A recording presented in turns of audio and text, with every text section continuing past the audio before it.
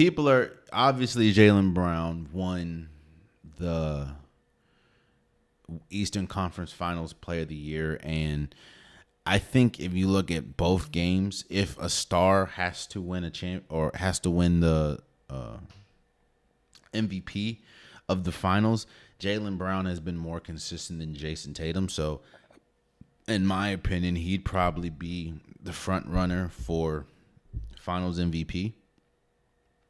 And that has obviously sparked the conversation. Who is Jaylen Brown their best player? Which obviously has been widely considered to be Jason Tatum.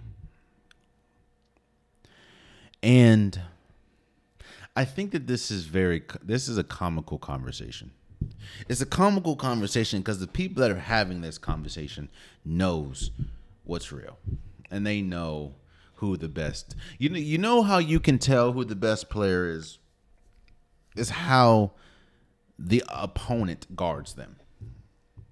To me, that is how you can tell for sure who the best player is. Now, you can have dumb situations and dumb game plans. I get that. Like, you can have a game plan of everyone just play one. Everyone just play man. We're good. Like, no. These are supreme athletes, bro. You're not gonna, especially if you're the best player, you're not about to beat me playing man. That's just not happening. But you can tell who the best player is by how Dallas is defending and how every team has defended Boston in this playoff run. And honestly, how every team pretty much defends Boston. This is no offense to Jaylen Brown. This is no offense to Jason Tatum. This is just the truth. When you see teams play Boston, every game, every series, every opponent is a game of chess. And there are for people that know chess, for people that play chess, you understand that there are pieces, there are times when you have to give up things to essentially meet your goal, which is essentially win a game of chess. There's never been anyone in the history of chess, unless you're just playing someone that's god awful, but there's really never been anyone in the history of chess that has not won the game of chess and not given up pieces. Whether giving up pawns, giving up rooks, you have to sacrifice pieces to essentially win the game. When you look at a team play Boston, you have to ask yourself, what are they willing to give up? And what are they not willing to give up? Well, every single team that plays Boston usually does the same thing. They double Jason Tatum. They double Jason Tatum because they know not only is he their best player, but he's the one that can wreak complete, total havoc on a team. From his shooting ability, from his driving ability, now from his passing ability, from his defensive ability. Jason Tatum can single-handedly win Boston a series. That's how good he is. And people know that, which is why you see most of his opponents double him. Meaning they're leaving Jaylen Brown on one-on-one. Or they're leaving Drew Holiday on one-on-one. Or they're leaving Kristaps Porzingis one-on-one. Jaylen Brown is an exceptional player. Jaylen Brown is an exceptional offensive weapon, which is what we've seen in these playoffs. And Jaylen Brown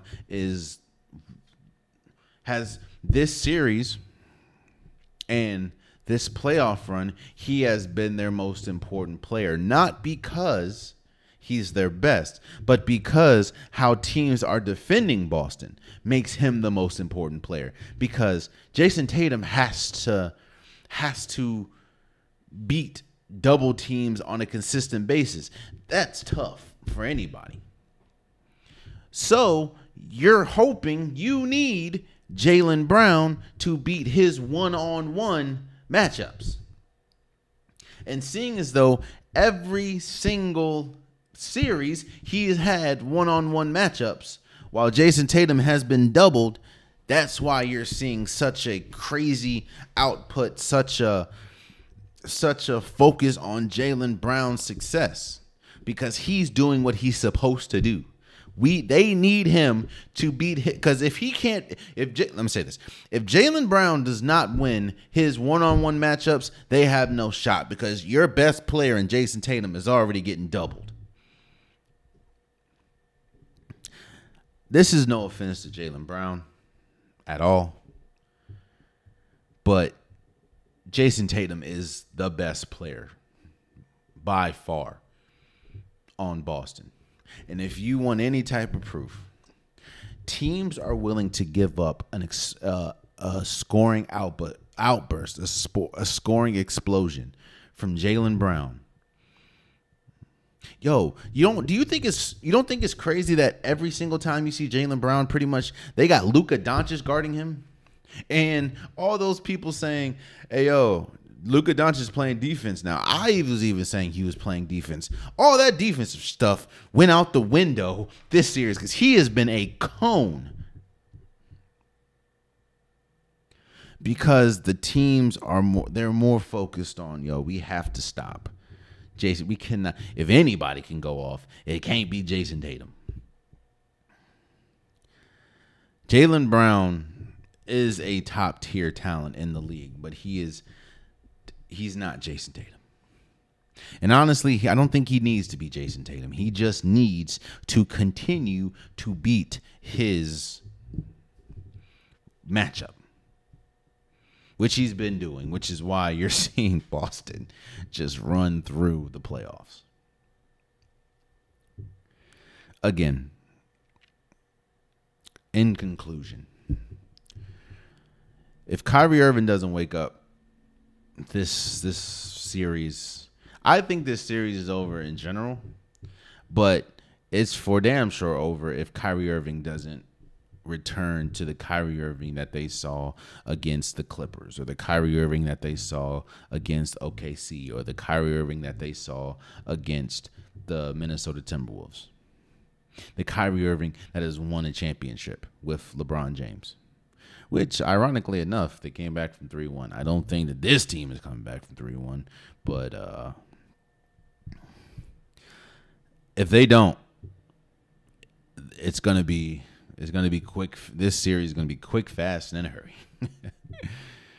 And if you want to tell who the best player is in Boston, just watch how any team guards them. No offense to Jaylen Brown, but Jason Tatum is the best player. Oh, man, you stayed to the end of the video. I appreciate you. If you like what you saw, be sure to hit that subscribe button so you'll never miss any content from your boy. You can also go back and watch past episodes, past clips, and don't forget that the Unpopular Podcast, new episodes drop every Wednesday and Saturday. Appreciate you.